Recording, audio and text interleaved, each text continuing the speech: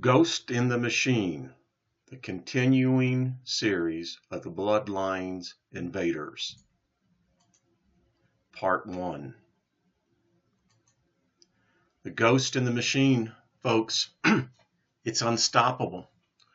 We have passed the point of no return, and you're about to see how far we have passed that point. When we talk about the ghost in the machine, let's define it. It really is a concept, mind-body dichotomy. The third doctrine is what Gilbert Ryle called the ghost in the machine, the belief that we are separate from biology, free to choose our actions, and define meaning, value, and purpose. Sounds innocuous, doesn't it, on the surface? But I'm telling you, folks, here's another meaning. That which stands without being known or seen. And if you don't think that this is vitally important to your life, well, you're just going to be like the rest of the sheep. And trust me, they are asleep. I believe in the unseen. Know that it exists. In fact, I know that the unseen is actually the most real. Even that above the seen. How about you? Because here's a fact. That ghost in the machine lives in you. And you're about to learn how much it has impacted your life. And regardless of your ancestral history, you are the one that has changed everything going forward. You'll see. So when we talk about future viewpoints, understand you fall in here. Don't give me your crap and say, oh, you're somehow above this. No, this is you somewhere. You're either at the utopian or you're at the predictive. If not, you're a humanist, if not empirical. If not dogmatic, you're certainly an existentialist. If you're not that, then you're utilitarian. If not, you're an elitist. And if not, explorative. If not, preordained. You see where this is going? If you study this, this is us. Mankind is the only one that predicts our future. If you've got this crazy idea that some kind of God is sitting upon the throne and whispering in somebody's ear as to what the future is going to be, are you serious? Really? That's where you exist? Okay, that's fine. But here's the bottom line. No matter how you look at this, we are a species who cannot remember. We can't remember events 5 years ago, much less 5,000 years ago. But the point is, we as a species, we have passed the tipping point of no return. This, my friends, is much, much more serious than what you could ever imagine. Why? Because you are infected. Your children are infected. Your brothers, your sisters are infected. Your husband and your wives are infected. We ever didn't even know it. We have truly walked off the edge, the precipice, into the abyss by the very thing that we, mankind, has created.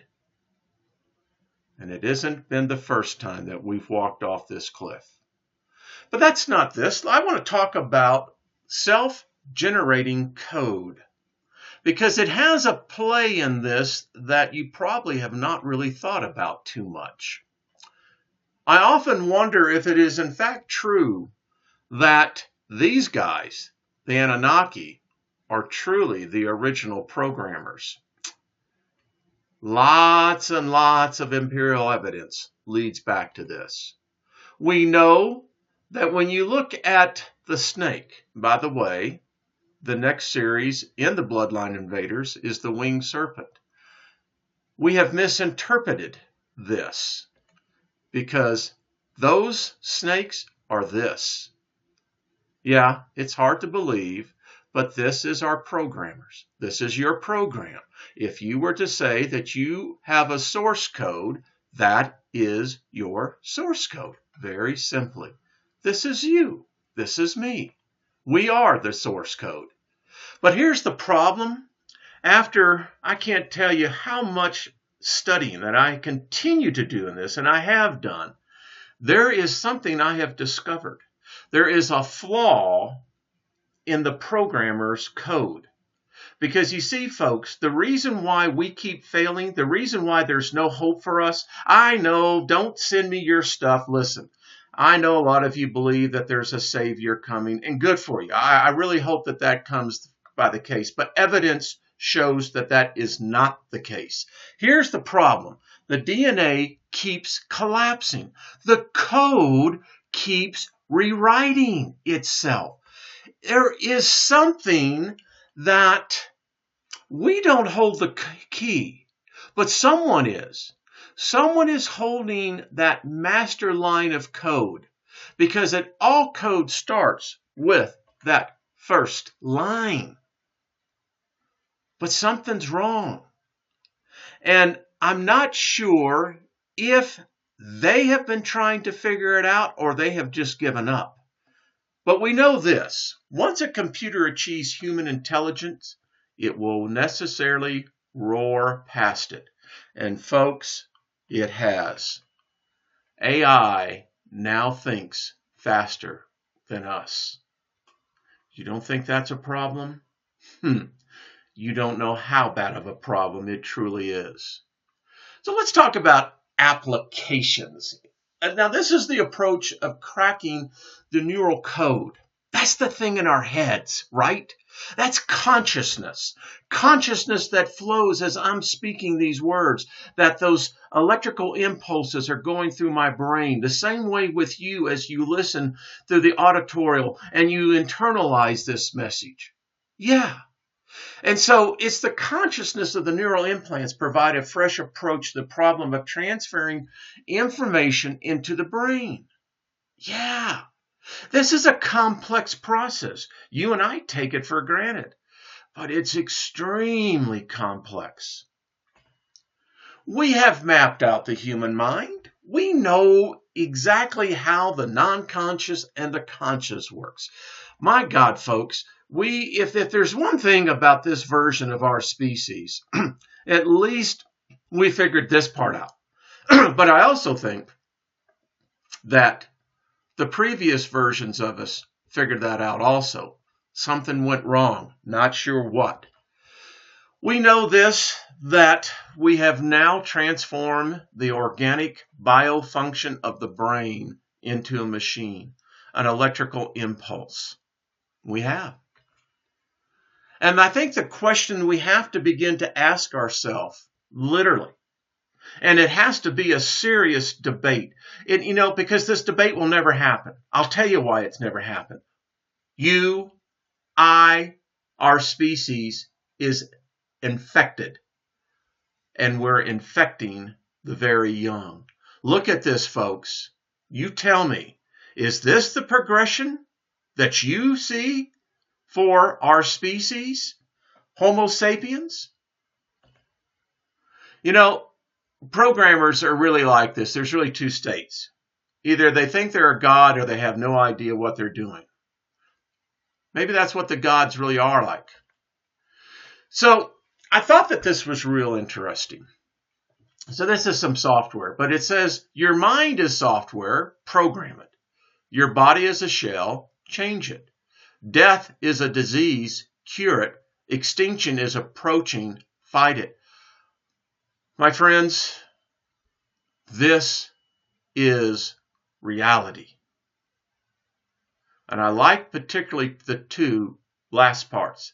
Death is a disease, because we all die of a disease. You're either going to die of some organ failure, or most likely you're going to die of a heart attack. Your heart is going to stop beating, and then you die. But death, to some of us, is a disease, a curse. And there's many of us who are now waking up to the fact that our species is under attack and extinction is coming. And let me tell you something, folks. It's begun. We can't stop it. This is our reality. And if you don't think it's not impacting you, then this is your wake-up call. Because the question that has to be asked, what are we feeding the new generation? What are they going to be nurtured on? Think about this. Food is for the body. What are we feeding the soul? I thought that this was very appropriate. So let's take a minute and talk about this. Hypnosis. You, me, everyone listening, you have been hypnotized. You willingly gave into it. You willingly submitted to it. Face it. You volunteered for what you're about to see. You did not resist. You did not complain. You willingly went to the slaughter. Why? Because you're hypnotized. See? Yeah. So,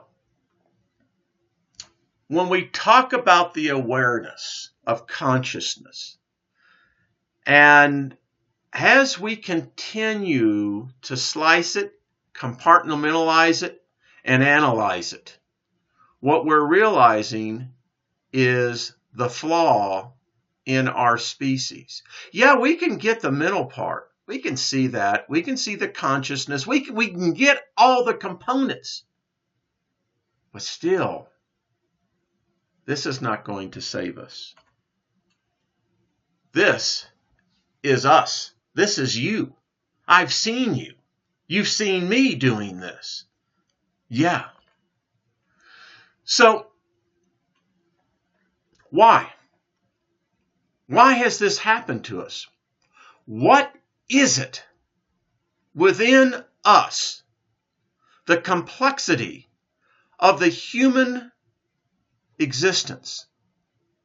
I mean, look at this. This chart here talks about the perception of sound, space, all of that, right? But this is our future. We thought that this was going to be the cure for mankind. No. What we have found that it's made us is nothing more than automatons. Yes, as sad as this is, folks, this is what we have evolved to. And the consequences of this, you have no idea. This is our downfall. Yeah, the transcendence to evolve ourselves, we all want that. We all want to achieve that point that we can say at the moment of death, have I achieved that level? Have I made the most of this life? Have I understood the dynamics? Have I understood the complexities and the mysteries? No, it's even infected our leaders. We're all infected. It is a fact. Carl Bernstein said this. Now, many of you who don't know who Carl Bernstein is that him and Bob Woodward broke the Watergate case. I have a lot of respect for Carl, and he wrote this decades ago, so let's listen to it. The lowest form of popular culture, lack of information, misinformation, disinformation, and a contempt for the truth or reality of most people's lives has overrun real journalism. Today, ordinary Americans are being stuffed with garbage. And I contend, ladies and gentlemen, that garbage has now begun to become toxic. I keep saying you and I are infected, and this is what I mean by this. And through the use of high-frequency electronics, such as cell phones and the internet, you have become infected. The infection that is now in you, in me, and spreading throughout all of our species has reached the point beyond epidemic. It has altered the fabric of who we are and has changed our future. And you're going to see how much. Because what it has really done to us is made us walking zombies. You are a walking zombie. I have done this. This is a catatonic state. It's where you cannot think of your own. You have to be plugged in. Yes, plugged in. It has begun. There's no turning back. This video is if you are really concerned about the heavens, the stars, the sun, everything else. I'm telling you, this is what we should be most concerned about. It has begun. And when we look at what they have done to us, and you begin to realize how all of these tie into one end game, you're not going to be happy. Because, again, you are infected. Get that. And the sooner you begin to understand that, the things will start beginning to understand a little bit more. This is the end of part 1. Part 2 continues.